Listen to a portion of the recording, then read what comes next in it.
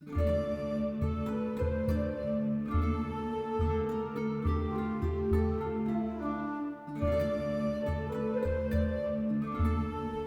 afternoon. Thank you, April, for that introduction. Thank you for having me here today. Thank you for coming to see me. I cannot express with enough gratitude how grateful I am to be a part of the 2019 U.S. Dakota War commemoration, and just to be a part of the discussion. I really appreciate doing that. So I was asked here today to speak about an essay I wrote called A Welcome Tragedy, Factors That Led to the U.S. Dakota Conflict of 1862. So I will tell you a little bit more about myself to begin and how I got interested in this history.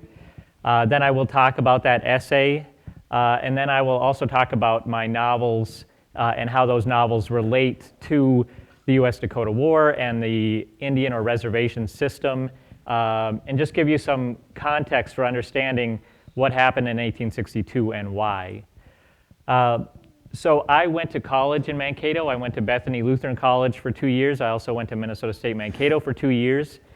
And I've always had an interest in what I would call the genocide of Western indigenous peoples.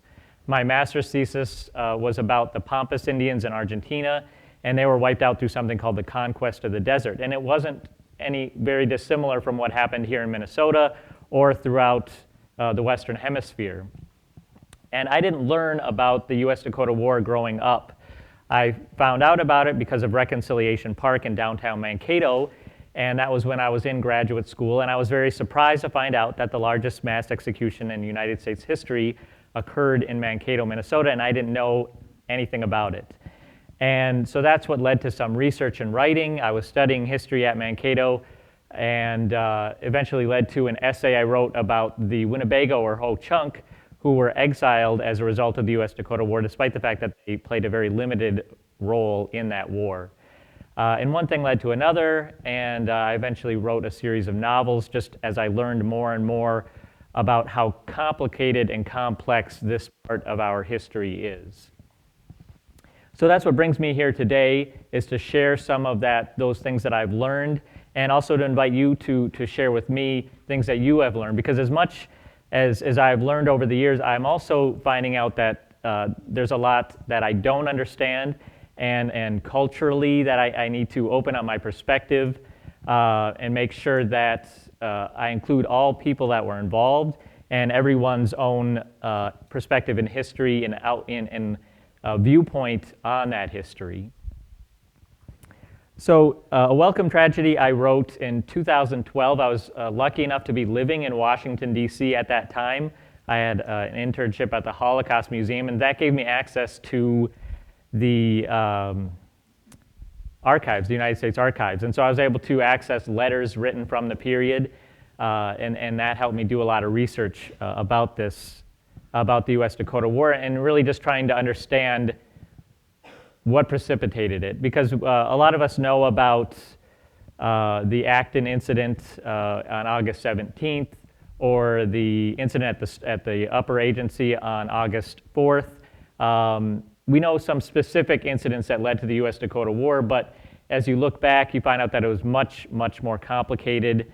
And as I discovered, it wasn't a surprise, is I guess what I would say. So here we have an image of the hangings in Mankato, December 26th of 1862. And as I mentioned, that's what got me started researching this history, and I think it's what's got a lot of people interested who didn't know about it, to learn that it's the largest mass execution in United States history. So that led me to question, why? How did this happen? Now, as I started to learn more about the U.S. Dakota War, I discovered this letter from George E.H. Day to Abraham Lincoln, January 1st of 1862. Now, before I continue, there will be a lot of words on the PowerPoint. That's really to help me more than to help you. So I will, I don't expect to be able to read those words. I'll read those out loud. So here's an excerpt from that letter in which George E.H. Day, a special agent, it's written, January 1st, 1862, 8 months before the U.S. Dakota War, and he says, I have discovered numerous violations of law and many frauds committed by past agents and a superintendent. I think I can establish frauds to the amount of $20,000 to $100,000 and satisfy any reasonable, intelligent man that the Indians whom I have visited in this state and Wisconsin have been defrauded of more than $100,000 in or during the 4 years past. The whole system is defective and must be revised, or your red children, as they call themselves, will continue to be wronged and outraged, and the just vengeance of heaven continue to be poured out and visited upon the nation for its abuses and cruelty to the Indian. So that was very surprising to me to find out that 8 months before war broke out, there was a very clear warning to the President of the United States that something bad was going to happen. So that led me to look more deeply into George H. Day and also try to find out were there other warning signals about a war, an impending war. So George H. Day was a lawyer from St. Anthony, and he was appointed on August 10th of 1861 to investigate one case of fraud against the Rabbit Lake Band of Ojibwe. He was supposed to inspect a lumberman named Mr. Morrison who allegedly cut timber belonging to that Rabbit Lake Band of Ojibwe. He was given a 100-day contract which began on August 30th of 1861. And he wrote a lot of letters to the Commissioner of Indian Affairs at that time, who was William Dole. And so I was able to look at those letters and find out what he was discovering at this time. So on September 3rd, 1861, he wrote a letter to William P. Dole, and he revealed that a physician assigned to the Leech Lake Band of Ojibwe was paid $4,000 and never once went on to the reservation. So that was the first case of fraud or corruption that he uncovered, and that was 4 days into his assignment. Then on October 1st, 1861, he wrote to Dole, and he stated that he had discovered voluminous and outrageous frauds upon the Indians. He reported that Mr. Morrison had obtained his lumber contracts through bribery, and Day called the Indian system foolish. He asked Dole to instate immediate changes and concluded by stating that the Indians had been more voluminously scoundreled than any set of men ever before. That's in that same letter, dated October 1st, 1861, he asked for Dole to acknowledge receipt of his letters. So Dole had not yet acknowledged that he received the letters. On October 4th of 1861, Day wrote to Dole. He stated that he had proof of villainous rascalities and abominable outrages, and warned that if a new system was not inaugurated, then his determination to correct abuses and frequent frauds would not succeed. It wasn't until November 22nd of 1861 that Dole finally acknowledged Day's letters, and in his reply, he admonished Day for going beyond his authority and called his accusations imaginary. He chastised Day, and he reminded him that his contract was only a 100-day contract and that it would not be renewed. So he was scolding Day for investigating cases of fraud beyond that of the lumber case for the Rabbit Lake Band of Ojibwe, and he said, don't do it anymore. But Day persisted. On December 21st of 1861, he wrote to Dole that he continued to uncover cases of fraud and corruption and declared, if you do not forsake me, but if you do, be sure to hear me first. I dare my violators to meet me face to face. And because he was not getting a positive response from the Commissioner of Indian Affairs, he decided to write a letter to Abraham Lincoln saying that if I were not poor and had not a family to support, I would go to Washington at my own cost out of love of country and the poor Indian. So obviously something is wrong. He's uncovered multiple cases of fraud and corruption, and he's pleading with the government to make changes quickly or something bad would happen. Now, Day was not the only one to warn that an Indian outbreak was impending. This is Henry Hastings Sibley, one of the most well-known early Minnesotans. He came to Minnesota in 1834, was a fur trader. He established positive relations with the Dakota people And he eventually moved into land speculation and fur trade, and he grew rich from the fur trade. Eventually went into politics, was the first governor of the state of Minnesota, and he was the acting general during the U.S. Dakota War of 1862. So I was very surprised to find this warning that he gave before Congress on August 2nd, 1850, shortly after Minnesota became a territory and shortly before the treaties of Traverse des Sioux of 1851, in which he became very rich as a result of those treaties.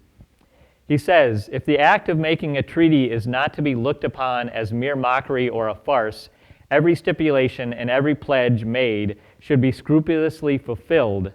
On the contrary, the commissioners, by making promises they know will never be performed, plume themselves upon having made a favorable treaty, leaving the poor victims to find out in due time that they have been betrayed and deceived.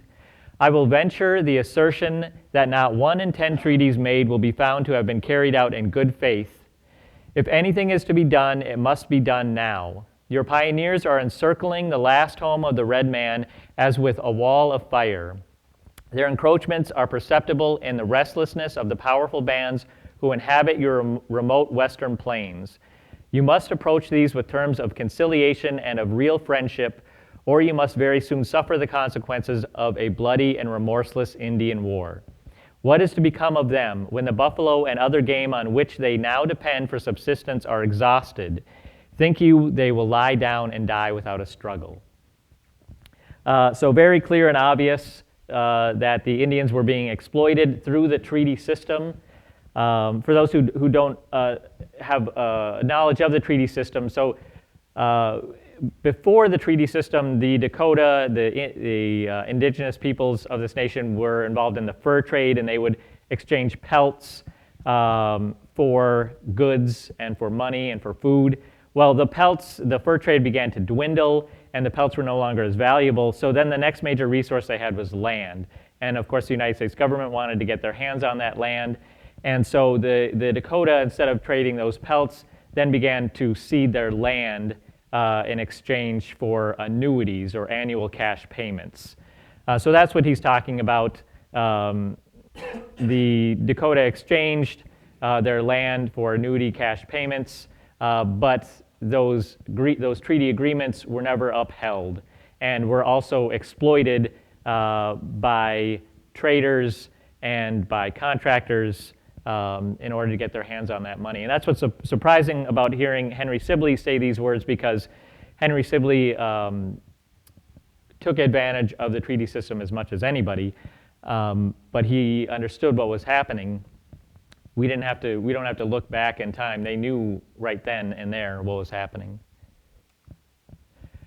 So the next thing I did in my research is I started to look through the annual report of the Commissioner of Indian Affairs. So part of the Indian system, it was a hierarchical system with the Commissioner of Indian Affairs in Washington, D.C., and then it was separated into numerous regions called superintendencies. In Minnesota, we had the Minnesota Superintendency, which eventually changed to the Northern Superintendency, and that was headed by someone called the Superintendent of Indian Affairs. In Minnesota, in the 1850s, that was Alexander Ramsey, because he was also the territorial governor of Minnesota. And then each tribe or band of indigenous peoples, they had an agency, and that was headed by an Indian agent. So the Dakota, for instance, had the Upper and Lower Sioux agencies. The Ojibwe had numerous agencies throughout northern Minnesota. The Ho-Chunk people had an agency in central Minnesota until they were moved to southern Minnesota. And so the agents had to write an annual report in which, to the Superintendent of Indian Affairs, reporting on, yes, sir? Those were Indians? No, the Indian agents were white men who were appointed by the President of the United States or his administration. So every time there was a new administration, there were new men appointed to these Indian agent positions. And there was to report on the condition of the indigenous people in their agency. They were supposed to monitor and control trade. They were to manage farming and education and the annuity payments that were paid every year on their agencies. And they also were supposed to implement policies of assimilation. So at the time, the United States government's policy towards the indigenous populations was to assimilate them into white or American culture. And that is to have them cut their hair, to build permanent log homes, log dwellings, to take up farming, to learn the English language, and to learn Christianity.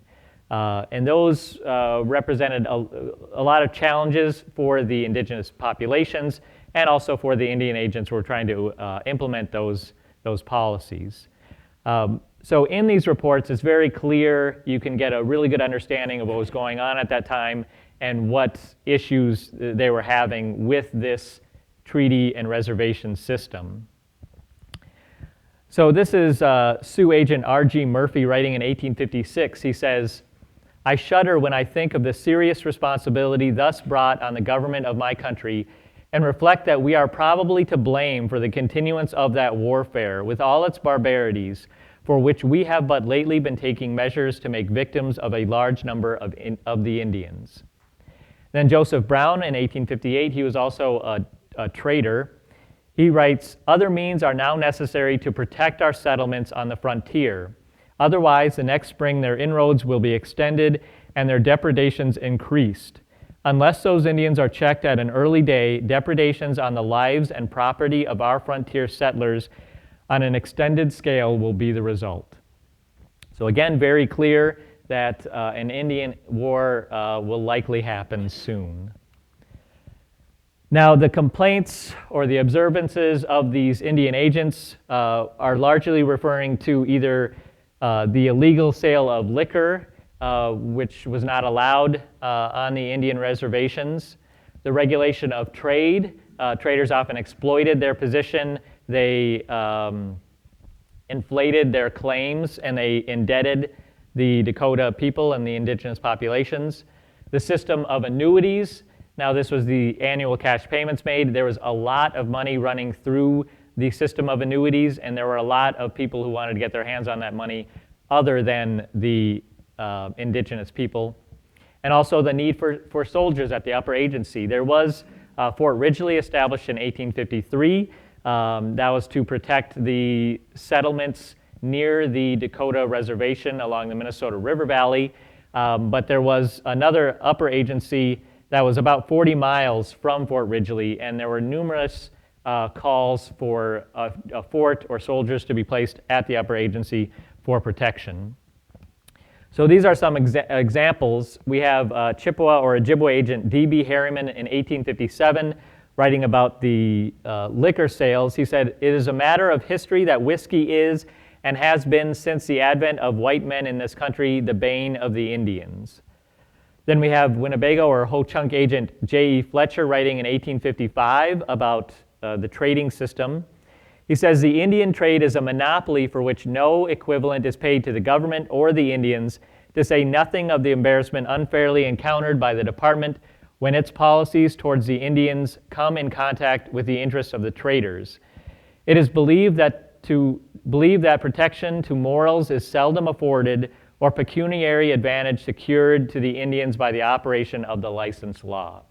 So what he's saying is that neither the government nor the indigenous population benefit from the system of trade. Only the traders managed to benefit, and they were really the driving force of these treaties because it was really hard for them to settle their debts with the Dakota people, and so then they would put a lot of pressure on government officials to make new treaties so that they could get their money out of those annuity payments. Then we have R.G. Murphy again, Sioux agent, writing in 1856, "I regret exceedingly that the department has not thought proper to expend for all Indians all of the money provided by the treaty." So he's saying that the Indians are not given the money in the treaties, it goes elsewhere. Then the superintendent of Indian Affairs in the Northern Superintendency, W.J. Cullen, in 1860 writes, "The struggle which last year commenced between the improvement Indians and those who refused to relinquish their tribal customs and habits has been so severe, resulting in bloodshed and persecution by the uncivilized towards the improvement Indians, that it was deemed advisable to station a company of United States troops at Yellow Medicine for the protection of the latter." And that was never done. And what he's talking about is the factionalism that occurred between the Dakota people. After the treaty in 1851, there was the faction of Dakota who agreed to some of those assimilation policies, and then there were those non-traditional non-traditional Dakota. Those are the farmer Dakota. But then there were the traditional Dakota who did not agree to the treaty terms, and they did not agree to a settled lifestyle on a reservation, and so that created a lot of conflict among the Dakota themselves. Now, this is Superintendent of Indian Affairs Alexander Ramsey. He was also the territorial governor of Minnesota and was the governor of Minnesota during the U.S. Dakota War of 1862. He also benefited greatly from this system, and he's largely responsible for what Minnesota has become today. He was responsible for many of the treaties that occurred throughout the 1850s, and so it was again surprising to see his perspective. He understood some of the problems within the Indian system. In 1852, he writes, "But the principal evil in this system of treaties lies in the power which is given to a circle of trading interests to obstruct, if not entirely defeat, the policy of government. Indians are to a great extent under the immediate influence of their traders, and the counsel given by these is generally supposed to be dictated somewhat by a view to private advantage. The government should deal liberally and kindly with her Indian wards, but she should not place herself in a position where her purposes are liable to be thwarted by the selfishness and avarice of traders and the caprice and ignorance of savages." So those were all warnings set out through the reports to the Commissioner of Indian Affairs, and those are all digitized and available. If you ever want to find them online, you can read them, and it's clear as day. There were other warnings.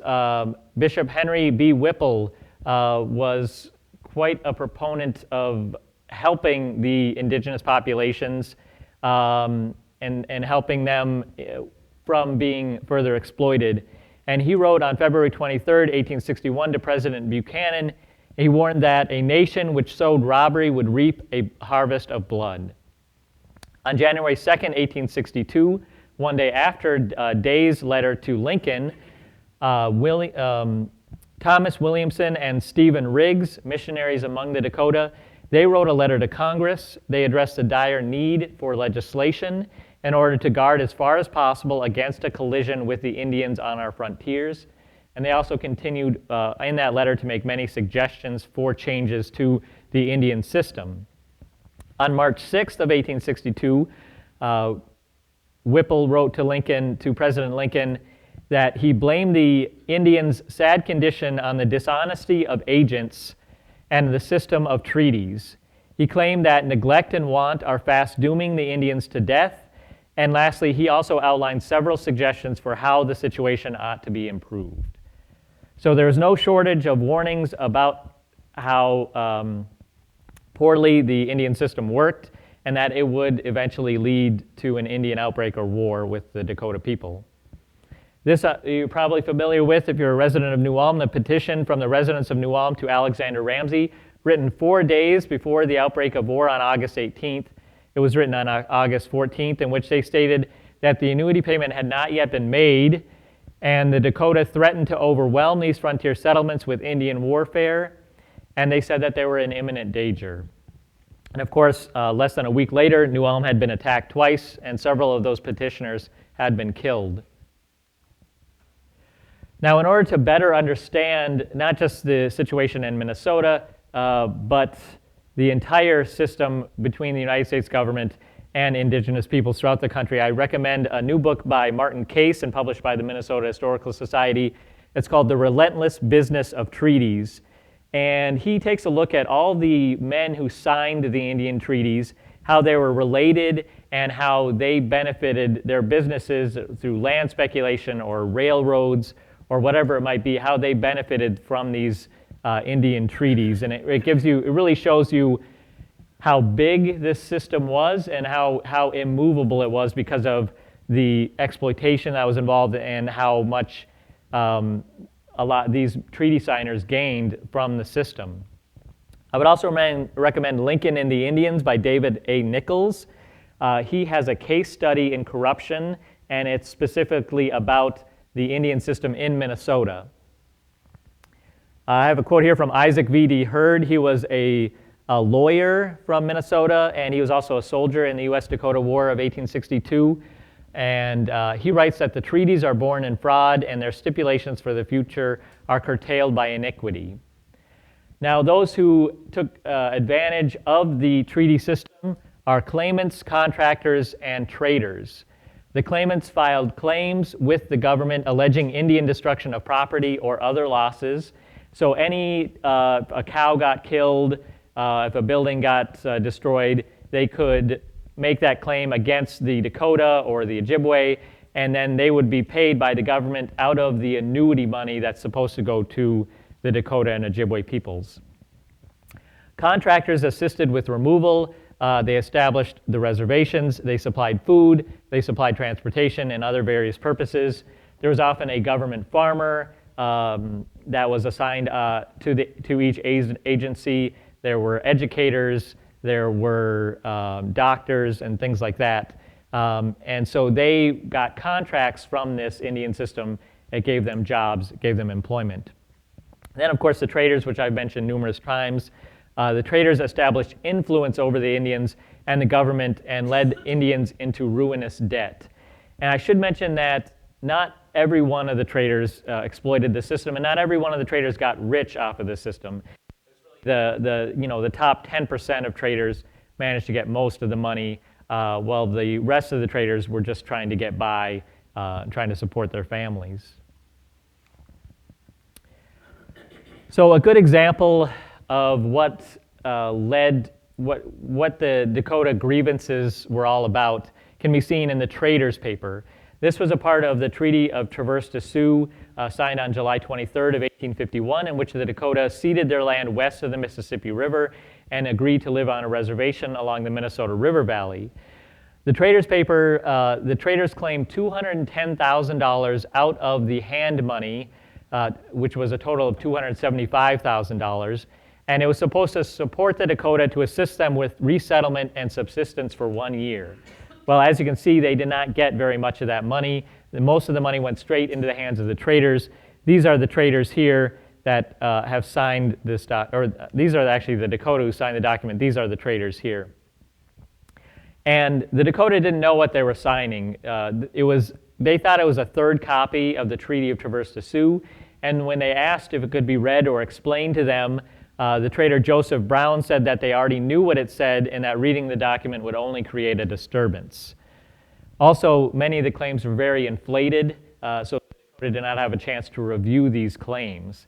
And so you can see very clearly how the treaty system really exploited the Dakota, and then how it led to their grievances, which would eventually lead to war in 1862. Another example of how people took advantage of this system was actually shortly after the U.S. Dakota War. This is Clark W. Thompson, the Superintendent of Indian Affairs for the Northern Superintendency during the U.S. Dakota War. He was also the founder of the city of Wells, Minnesota. It was his job to find a reservation for the exiled Dakota and Ho-Chunk people, and he established that reservation at Crow Creek, South Dakota. It was an arid and inhospitable land, not very livable for the Dakota and Ho-Chunk. And he also did not provide any provisions for their subsistence after October 1st of 1863. They arrived there in May of 1863, and so he didn't provide enough food for them. And so when this was brought to his attention, he decided he needed to get them some provisions, and he devised a plan that would benefit himself and his business partners in Mankato. Generally, the food would have been sent from St. Louis up the Missouri River, but he decided to have it sent from Mankato overland directly east to Crow Creek. That way he could give the contracts to his brother for transporting the food. He gave a beef contract to a friend of his, and he also gave a military contract for the protection of the expedition. So you can see how businessmen in Mankato would have benefited from this expedition that was unnecessary and should never have happened in the first place, and how they were able to get money out of this system. They were awarded lucrative business contracts that gave them money out of this. Well, the expedition encountered many obstacles. It was a complete failure. When it finally arrived to Crow Creek in December of 1863, the cattle were emaciated and the pork that was sent along was spoiled. So all these businessmen got their money, and then the Dakota and Ho-Chunk continued to go starving. Now, there were many, as I said, many suggestions for change. Bishop Henry B. Whipple visited President Lincoln on several occasions, and Lincoln actually said to him, "If we get through this war and I live, the Indian system shall be reformed." Now, unfortunately, Lincoln did not live, but he did make several attempts at reform, but Congress never issued any changes. In Minnesota, we had Henry Rice, Morton S. Wilkinson, and Cyrus Aldrich, who all rejected reform, basically ignored any suggestions that changes be made. And in 1864, Congress killed a bill for the benefit and better management of the Indians. Commissioner of Indian Affairs William P. Dole called the current system of concentrating and confining the Indians a fixed policy of the government. Ultimately, though, reform was defeated because the people of Minnesota were more interested in removal than reform, and the men in Congress were more interested in power, wealth, and social mobility provided by the Indian system. Now, in hindsight, it's easy to look back and say, why didn't they change? Why didn't they change? But being a part of that time period, those men were benefiting quite a bit. And as I mentioned, Minnesotans, especially after the Spirit Lake Massacre in 1857, they just wanted to move the Indians aside and get them out of the way. So on August 4th of 1862, Hungry Dakota broke into the storehouse at the Upper Agency, and they carried off more than 100 bags of flour, and violence nearly erupted. So at the time, as I had mentioned earlier, the annuity payment had not been made, and the Dakota were starving. They had put up now with 11 years of being on a reservation. They had put up with the assimilation policies, and each year their territory got smaller. In 1858, they had to sign a treaty in which they ceded their land north of the Minnesota River, so their reservation was reduced from 20 miles wide to 10 miles wide, and things were all leading toward a war. And on August 4th, violence nearly did break out, but Little Crow, who was the spokesman for the Dakota at the time, he was called to mediate that conflict, which he did. But what he said was, when men are hungry, they help themselves. So I think that was the most basic reason for the U.S. Dakota War of 1862, was the starving condition of the Dakota people, and they did what they had to do to survive. I'll read you my conclusion here that I wrote in my essay. I write, at its most fundamental level, poverty and starvation led to the U.S. Dakota War of 1862. But the reasons for these circumstances are far more complex. There is no one person or incident to blame. The factors that led to the U.S. Dakota War of 1862 and its results clearly lie within the Indian system itself. It was a system of removal, concentration, and assimilation. It was met with resistance from the Indians, and it was exploited by profiteers, businessmen, and politicians. It was a political system rooted in bureaucracy and made up of the president, his appointees, and Congress, and followed up by claimants, traders, and contractors who sought to tap federal monies. Few men had the interests of the Indian or even the government in mind. Those who did were powerless to change it and often faced reprisal if they tried. The system was too big and its components too powerful. It was, as historian David Nichols called it, a system of institutionalized corruption. In the end, the Dakota of Minnesota did what they had to do to survive. So those are the conclusions I was able to draw from my research, and that's why I call it a welcome tragedy. I believe that the men who stood to benefit from the Indian system proliferated it and supported it, and they knew beyond a shadow of a doubt that a war was going to be the result and that the death of hundreds of Americans would also result. And unfortunately, that's what happened. And then the system just continued to move on and was not changed, unfortunately. I'll take a few minutes now to talk about my novels and some of my other research. So I've written a series of novels about the U.S. Dakota War. The first one is titled Fate of the Dakota, a novel and resource on the U.S. Dakota War of 1862. This one is, I used a character named Alfred Riggs. He was the son of the missionary Stephen Riggs, and I sort of insert him into the conflict. Now, as a historian, it's very important to me to maintain the integrity of the historical process, but as a fiction writer, I wanted to make something that was a little more compelling, that would be of interest to a greater audience of people that wouldn't otherwise be interested in the U.S. Dakota War of 1862. So the characters in this novel are all real historical figures. The events, the dates, the numbers, things like that are all historically accurate. And I have endnotes in the book. I also have a bibliography, and those are things you don't typically see in novels. But it's important for me to let readers know what I've fictionalized and what I have not, because I want them to be able to learn from it and also be able to then lead them to other sources to help them learn more about the U.S. Dakota War. So on Fate of the Dakota, Alfred Riggs, who actually fled with his family to St. Anthony, I put him into the conflict. He's friends with Little Crow. He ends up going to Fort Ridgely and meeting a soldier there named Joseph Corsole. He's then taken captive among the Dakota and forced to fight with them, and that's something that really happened to some Dakota, forced to fight against their will. He meets a captive woman named Sarah Wakefield, who left her own memoir of her experience as a captive during the U.S. Dakota War. He's present at the trials, and he's also present at the hangings. So he helps me just tie all the events together in order to give a full picture of the U.S. Dakota War of 1862 from multiple perspectives, from the soldiers, the settlers, the captives, the Dakota themselves, both the traditional and the farmer Dakota. So my second book is titled Grace at Spirit Lake.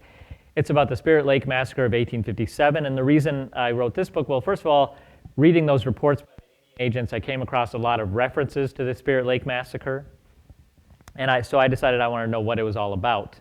It happened 5 years before the U.S. Dakota War. About 40 settlers were killed at Spirit and Okoboji Lakes in northern Iowa, and also the town of Springfield, Minnesota, which is now Jackson, Minnesota. They were attacked by a small band of traditional Dakota led by Inkpaduta and his Wapakuta band.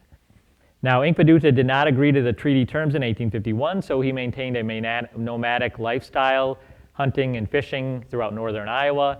Generally, they got along well with the settlers, but in December of 1856, there was a very large snowstorm that dumped 3 feet of snow across northern Iowa and southern Minnesota, and the settlers that were at Spirit and Okoboji Lakes, they hadn't even built full houses yet. They had dirt floors.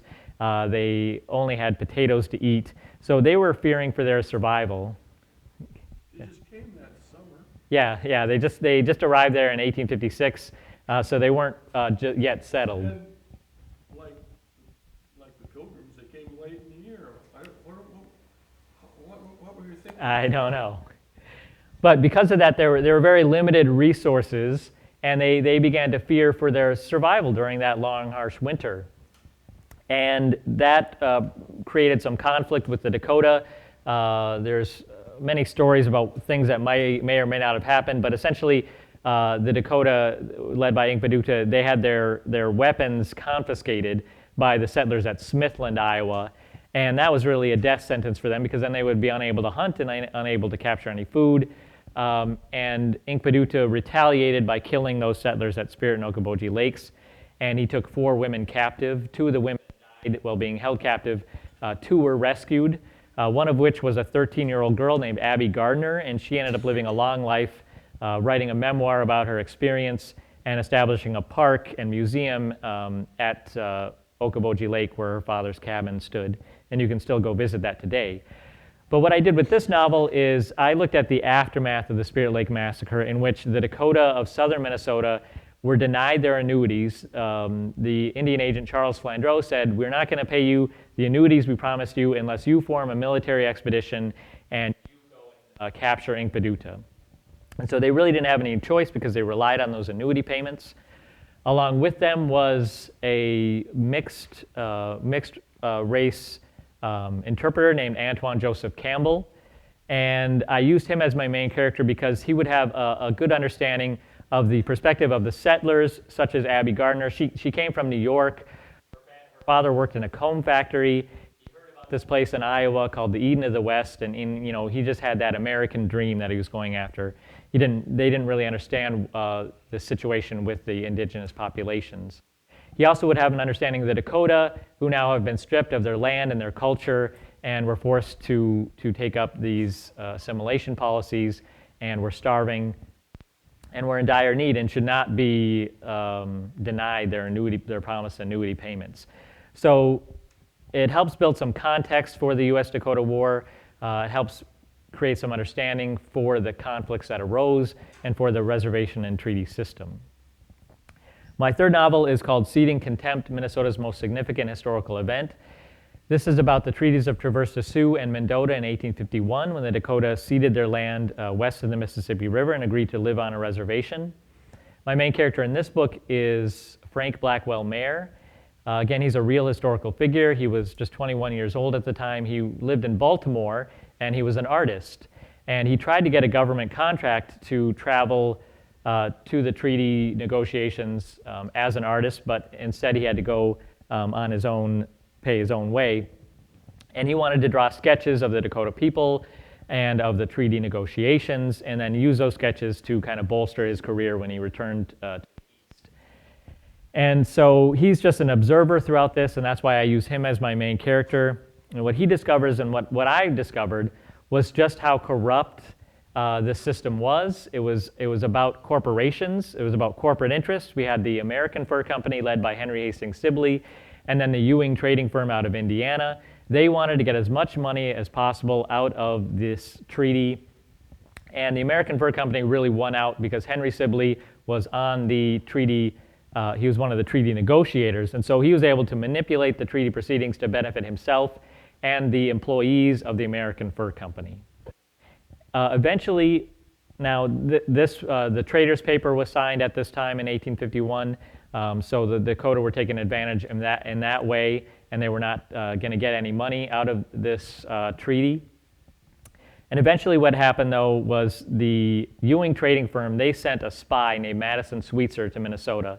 And I didn't have to make that up. They actually sent a spy who, his job was to befriend the Dakota people and earn from them power of attorney. And that's what he did. He earned power of attorney from them, and then he had them write up a petition to send to Congress, telling Congress that the Traders Paper is illegal and should be annulled. And his reasoning for doing that was to try and funnel the money away from the American Fur Company and toward the Ewing trading firm, because if the Dakota then got their money, then he would be able to take it from them. And so it's really shocking, and it really gives you a really good idea of why things happened the way they did, and why the Dakota has so many grievances, and how corrupt this system was. I've recently written a new novel about the Ojibwe in northern Minnesota and northern Iowa. It's called Resisting Removal, the Sandy Lake Tragedy of 1850. Again, something I didn't know anything about. I wrote 3 books about the Dakota and the U.S. Dakota War, and then I was reading a book by Anton Troyer, Ojibwe in Minnesota, and he mentions this little thing that happened where 400 Ojibwe were killed. And it's like, what? How come I don't know about this? So what happened with the Sandy Lake tragedy, it involved the same people, the same men, the same system. Alexander Ramsey, our governor, he wanted, Minnesota had just become a territory in 1849, and he wanted the annuity payment for these Ojibwe, the Lake Superior Ojibwe, to be made at Sandy Lake, Minnesota, near present-day McGregor. And usually it was paid to them at Madeline Island in Wisconsin. And in fact, in 1842, the Ojibwe signed a treaty called the Copper Treaty, in which the government, they ceded their land, but they still maintained the right to live upon and use that land. And that was very important to the Ojibwe because Madeline Island was considered their ancient homeland. And they were told by the negotiator Robert Stewart they would not be asked to remove for 50 to 100 years. But 8 years later, Alexander Ramsey said, you guys have to move from Madeline Island to Sandy Lake. And they said, no, we don't want to do that. They had several petitions written up saying that we shouldn't have to move because he told us we could stay. And Alexander Ramsey said, well, if you want your annuity money, which you rely on, I'm not going to bring it to Madeline Island. You have to get it at Sandy Lake. And that was really for the economic benefit because Minnesota had just become a territory. Its white population was less than 10,000. And he wanted to get some more money flowing into Minnesota and to create an economic multiplier effect. And by having it paid at Sandy Lake, the money, instead of traveling from Detroit to Madeline Island, would travel from St. Louis to St. Paul and then up to Sandy Lake. And that way it would benefit the bankers in St. Paul, and then it would benefit the traders and contractors in northern Minnesota. And so that was all very surprising to me, just to learn the political and economic aspects of these things. Well, the Ojibwe, they did go to Sandy Lake. They arrived there on October 25th, or around that time. That's when they told they were going to receive their payment. But the Indian agent, John Watrous, he did not arrive there until November 24th. And when he did arrive, he didn't have any money for them. It was never appropriated by Congress, and that was something that Alexander Ramsey was aware of, that it likely wouldn't be appropriated from Congress. Furthermore, the rations that they were fed were spoiled. The Mississippi had flooded that fall and gotten into some of the storehouses, and their food was spoiled. So what John Watrous found when he arrived at Sandy Lake is that many of the Ojibwe were sick and dying of dysentery. The newspaper reported that 167 Ojibwe died at Sandy Lake. And a part of Alexander Ramsey's plan was to intentionally delay the payment so late in the season that the Ojibwe would not be able to return to their homes because they traveled by canoe, and if he didn't make the payment until December, the waterways would freeze over and they would be trapped in Minnesota. And so that's what happened. And the Ojibwe tried to return home in December, and another 230 died trying to return to their homes. So approximately 400 Ojibwe died as a result of the Sandy Lake tragedy. And just like these reports, it's all very clear as day as to their intentions. You can see it in the letters written back and forth between Alexander Ramsey and John Watrous. And not only did 400 Ojibwe die, but for the next few years, Ramsey and Watrous continued to try the same plan.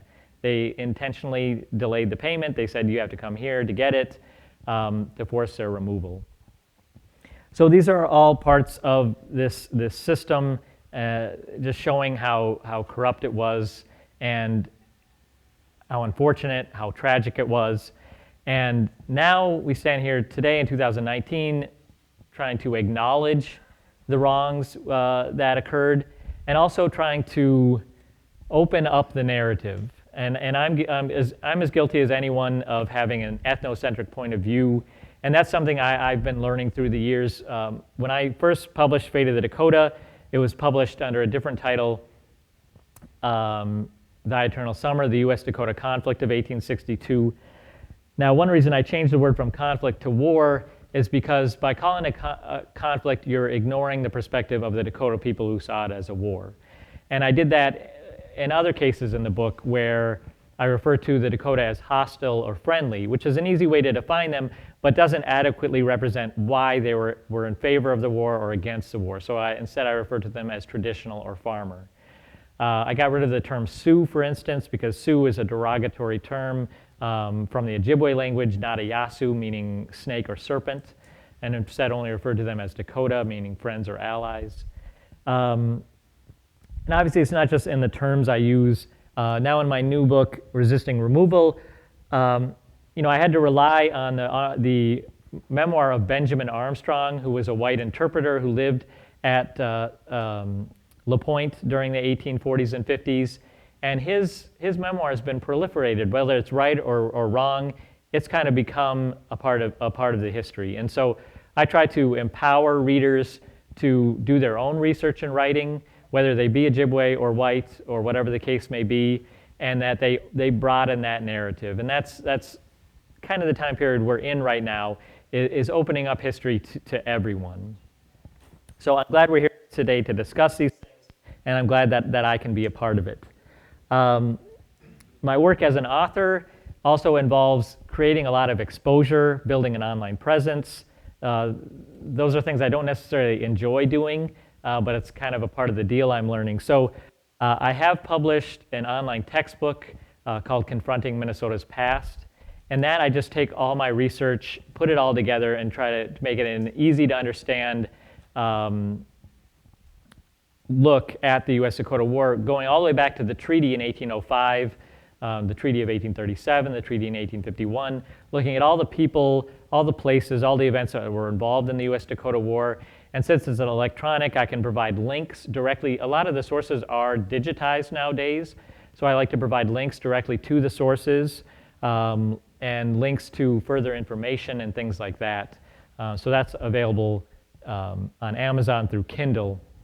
I've also published an online course through udemy.com, just giving lectures on the different time periods, such as the fur trade, such as the treaty system, such as the missionaries, all the things building up to the U.S. Dakota War to try and help students understand what the U.S. Dakota War was and why it happened. And I incorporate questions for discussions and quizzes and things like that. I have YouTube videos, about 90 YouTube videos. These are all my blog posts that I've created videos for. And that's just, YouTube is extremely, I work at a school. Kids watch YouTube to learn everything. Teachers use YouTube to just put it up on the screen and then go sit down. So that's what I'm doing as well, is just getting this information up on YouTube or wherever I can. I recently gotten my Master of Fine Arts in Creative Writing.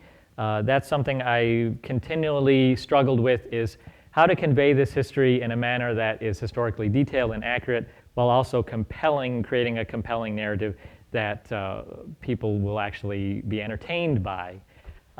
So my novel, Resisting Removal, actually, from the faculty at Augsburg, where I went to school, well, they said it needs some more character work. And I'm willing to admit that, yes, it does need more character work, but that involves fictionalizing more than I wanted to fictionalize. So it's a very delicate line between fictionalizing people and events and their relationships, but then only using things that I can find through historical documentation and that I can cite my sources from and things like that. And that's something I'm continuing to change and evolve through each of my books. I've recently launched my own press. It's called History Through Fiction, and that's because I believe in this genre that I'm trying to create. I call it a cross-genre that utilizes elements of fiction and nonfiction. That's why you will find things like a bibliography or an appendix in my fiction novels, and I believe that can be done. I've been told by editors before that fiction cannot have footnotes. It disrupts the fictional dream, and that may be the case for some readers, but since I'm allowed to write what I want, and now I'm allowed to publish what I want, and that's what I like, and that's what I think really benefits readers the most. I am accepting submissions. I'm looking to publish for other authors now. My MFA included a concentration in publishing, and over these years self-publishing, I'm really starting to understand the publishing industry itself. So I guess with that, I'll open it up to any questions that you might have. Yes, sir. Why didn't the Ojibwe or Ho-Chunk take part in the war? The Ho-Chunk lived in Blue Earth, just south of Mankato, and they were really confined to their reservation. They sent soldiers there right away to make sure that nothing happened. They just didn't have any interest in taking part anyways, even though their condition was just as poor as the Dakota. As far as the Ojibwe, there are many rumors about potential alliances between Hole in the Day and Chief Little Crow. They certainly had communicated, and there was nearly an outbreak between the United States government and the Ojibwe. It's referred by Anton Troyer as the U.S. Ojibwe Conflict of 1862, and that was Hole in the Day kind of using his platform and to be able to manipulate advantages for himself and his people, which worked. Alexander Ramsey ended up going to Crow Wing in September of 1862 while the U.S. Dakota War was happening, and he gave in to Hole in the Day's demands. So they had their own situation going on with the United States government at that time, and they could have become allied, but it didn't happen.